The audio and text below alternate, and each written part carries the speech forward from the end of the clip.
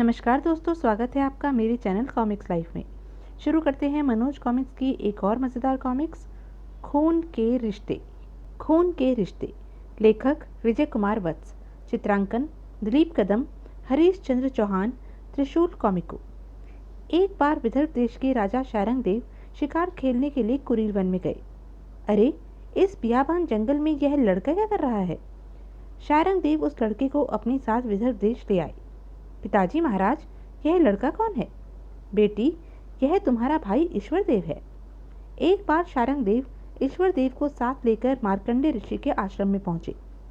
तब मार्कंडे ऋषि ने उन्हें बताया, शारंगदेव, पूर्व जन्म में तुमने ईश्वर देव से 1000 स्वर्ण मुद्राएं उधार ली थी, लेकिन उसे वापस नहीं लौटाई थी। जब ईश्वर देव अपनी मुद्राएं तुमसे वापस मांगने आया था तो क्रोध में भरकर तुमने ईश्वर देव की हत्या कर दी थी। क्या आप सच कह रहे हैं ऋषिवर? तब मार्कंडे ऋषि ने शारंगदेव को उनका पूर्व जन्म दिखाया। महाराज की जय हो। महाराज ने इस सेवक को कैसे याद किया? रामतीर्थ, हमें तुमसे 1000 स्वर्ण मुद्राएं उधार चाहिए। रामतीर्थ ने राजा लंपट सिंह को 1000 स्वर्ण मुद्राएं उधार दे दी। 1 वर्ष बाद जब रामतीर्थ अपनी मुद्राएं वापस लेने के लिए राजा लंपट सिंह के पास पहुंचा। आह! एक ब्राह्मण की हत्या कर दी। ओह! महाराज ने यह क्या नर्स कर डाला? रामतीर्थ ने एक लंबी हिचकी ली और उसके प्राण पखेरु उड़ गए। एक दिन जब ईश्वर देव राजकीय उद्यान में बैठा था, कबूतर, 2 माह पश्चात इस राज्य में अकाल पड़ने वाला है। ओह! यह तो बहुत बुरी बात है कबूतरी। कबूतर और कबूतरी तो उड़ गए, लेकिन ईश्वर देव को सोच में डाल गए। अकाल पड़ने से तो सारे राज्य में त्राही त्राही मच जाएगी। मुझे समय रहते कोई उपाय करना चाहिए, वरना राज्य के लोग भूखे मर जाएंगे। ईश्वर देव ने दूर दूर से अनाज मंगवाकर भंडारों में इकट्ठा किया और जलाशय खुदवाकर उनमें पानी एकत्र किया। अब कोई भी अकाल से पीड़ित नहीं हो पाएगा। अकाल पड़ने पर प्रजा को अनाज बांटा गया। हमारे महाराज बहुत अक्लमंद हैं। समय रहते ही उन्होंने अकाल से जूझने का सारा प्रबंध कर दिया। अकाल की अवधि समाप्त होने पर, प्रजाजनों, प्रशंसा का सच्चा अधिकारी मैं नहीं, ईश्वर देव है। इसी की चतुराई से हम अकाल का सामना भली प्रकार से कर सके हैं। इस प्रकार 8 वर्ष व्यतीत हो गए। राजकुमारी रत्नावली और ईश्वर देव अब युवा हो गए थे। एक दिन, ओह! राजकुमारी रत्नावली को राक्षस उठाकर ले जा रहा है। अब यह राक्षस राजकुमारी को जीवित नहीं छोड़ेगा। अब क्या होगा? तब ईश्वर देव शाकाल राक्षस की खोज में राज्य से चल दिया। राह में उसे चंचल परी मिली। ईश्वर देव, शाकाल राक्षस से मैं भी बदला लेना चाहती हूँ। वह मेरी बहन निर्मल परी को मारकर खा गया था। तब से मैं भी बदले की आग में जल रही हूँ। मैं तुम्हारी सहायता अवश्य करूँगी। तब चंचल परी ने ईश्वर देव को शाकाल की मृत्यु का उपाय बताते हुए उसे जादुई कालीन, जादुई तलवार और जादुई छड़ी दी। तब ईश्वर देव जादुई कालीन पर बैठकर उड़ता हुआ शाकाल राक्षस के महल में जा पहुंचा। वहां शाकाल से उसकी लड़ाई हुई। ओह! यह क्या? मेरे खड़ग के वार को इसने अपनी तलवार पर रोक लिया। आज तक तो मेरे खड़ग का वार खाली नहीं गया। लगता है यह आदमी जादू जानता है। तब ईश्वर देव ने चंचल परी के बताए अनुसार डिबिया की डोर खींचकर शाकाल राक्षस को मार दिया। फिर वह उस युवक के पास पहुंचा जिसे शाकाल अपनी मुट्ठी में दबाकर लाया था। तुम कौन हो और शाकाल राक्षस की कैद में कैसे आ गए? मैं हीरापुर राज्य का राजकुमार गजराज हूँ। आज जब मैं अपने महल के उद्यान में घूम रहा था तो वहां से शाकाल मुझे खाने के लिए पकड़कर ले आया था। तब वे दोनों बेहोशी की नींद सोई हुई रत्नावली के कक्ष में पहुंचे। ईश्वर देव ने जादुई छड़ी को रत्नावली के शरीर से स्पर्श किया तो उसने आंखें खोल दी। भैया, आप यहाँ क्यों आ गए? शाकाल राक्षस बहुत क्रूर है, वह आपको मार डालेगा। बहन, वह मुझे क्या मारेगा? मैंने ही उसे मौत के घाट उतार दिया है। तब वे तीनों जादुई कालीन पर बैठकर गोलकुंडा वन की ओर उड़ चले। इन सब घटनाओं की विस्तृत जानकारी के लिए देखें पूर्व जन्म का कर्ज और विचित्र कबूतर और धर्म बहन का रक्षस। अब आगे। कुछ ही देर में उड़ता हुआ कालीन गोलकुंडा वन में कदम के पेड़ के पास पहुंचा। अब हमें अर्धरात्रि होने तक यहीं पर रुककर चंचल परी के आने की प्रतीक्षा करनी है।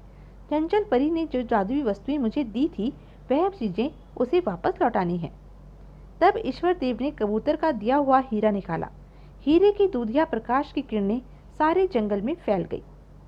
ठीक अर्धरात्रि के बाद चंचल परी और उसकी सखियों का कारवां कदम के पेड़ के नीचे उतरा। चंचल परी, मैं शाकाल राक्षस को मार आया हूँ। आज मेरी प्रतिशोध की ज्वाला ठंडी हुई है ईश्वरदेव। मैं तुमसे प्रसन्न हूँ। इस समय तुम मेरे सामने जो भी इच्छा प्रकट करोगे, मैं तुरंत ही उसे पूरी कर दूंगी। बोलो, तुम्हें क्या चाहिए?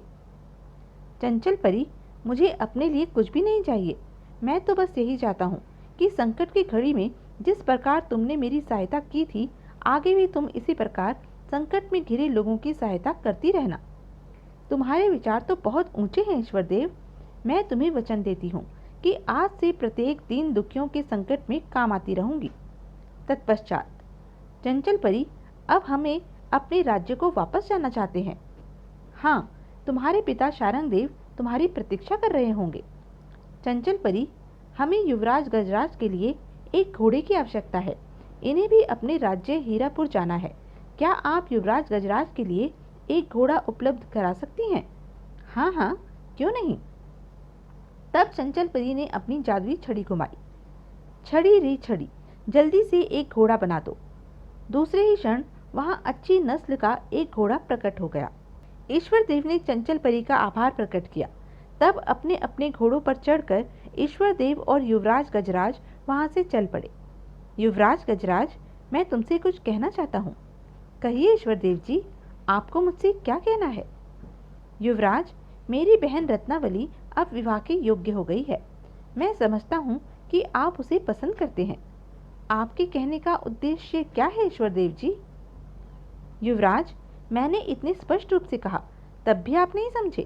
मैं चाहता हूँ कि मेरी बहन रत्नावली का विवाह आपके साथ हो जाए। ईश्वर देव जी, रत्नावली से विवाह करके मैं अपने को अत्यंत सौभाग्यशाली समझूंगा। मुझे इस संबंध पर कोई ऐतराज नहीं है। गजराज की बात सुनकर राजकुमारी रत्नावली ने शर्माकर नजरें झुका ली। युवराज, विदर्भ देश पहुंचकर मैं विधि पूर्वक रत्नावली का रिश्ता आपके पास लेकर आऊंगा। मैं उस दिन की व्यग्रता से प्रतीक्षा करूंगा। बातें करते करते अब वे लोग गोलकुंडा वन से बाहर निकल आए थे। युवराज, यहाँ से हमारे तुम्हारे रास्ते अलग अलग हो जाएंगे। तुम हीरापुर की ओर रवाना हो जाओ और हम लोग विदर्भ देश की ओर जाते हैं।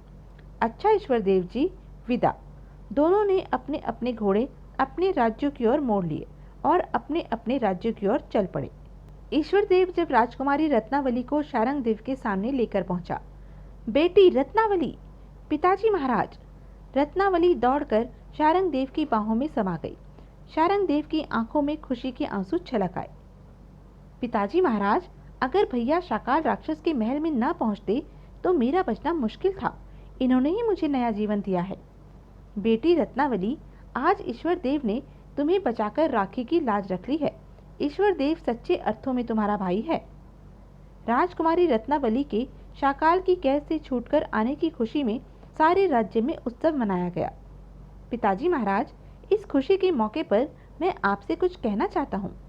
कहो बेटे, क्या बात है? पिताजी महाराज, रत्नावली बहन अब युवा हो गई है। शीघ्र ही हमें उसका विवाह कर देना चाहिए।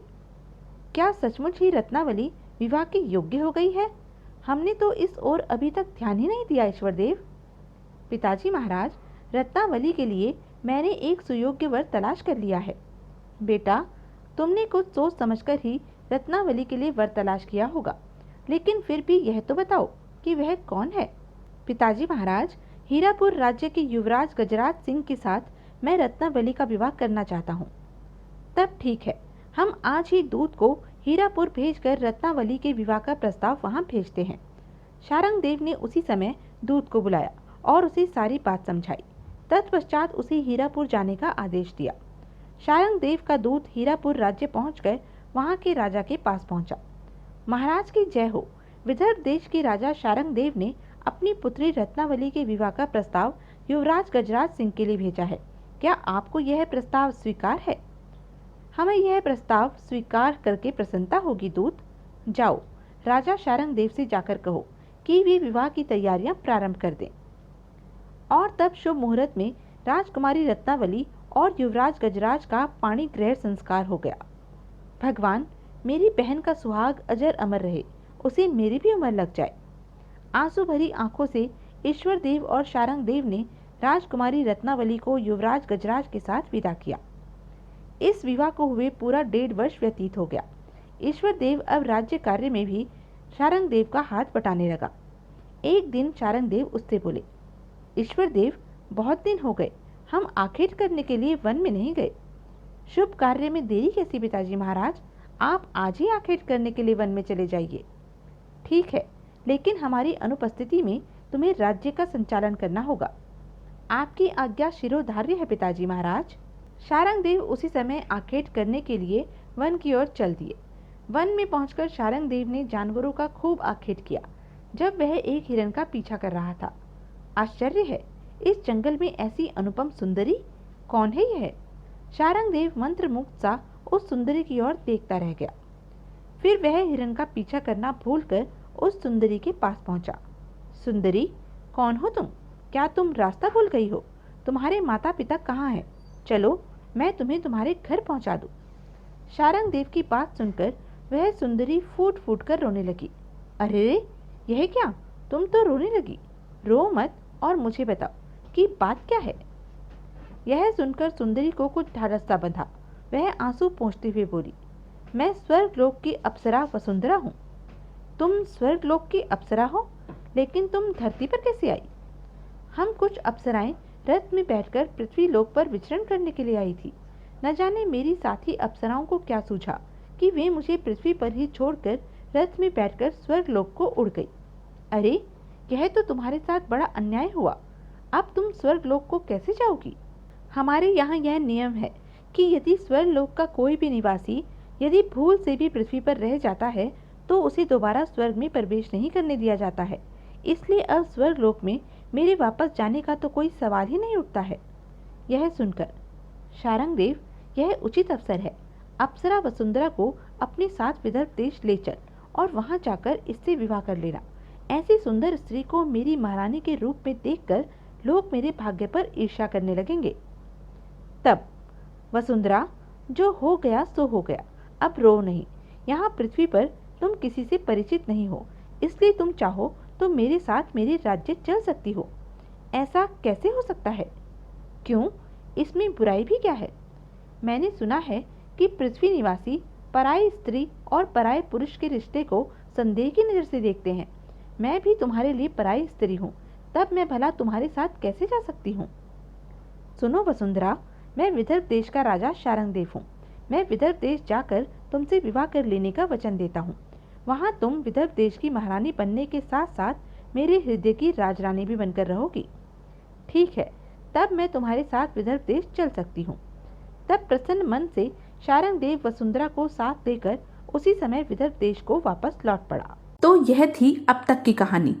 आगे की कहानी जानने के लिए बने रहें मेरे साथ। और हाँ, मेरे चैनल को लाइक, शेयर और सब्सक्राइब करना ना भूलें। धन्यवाद।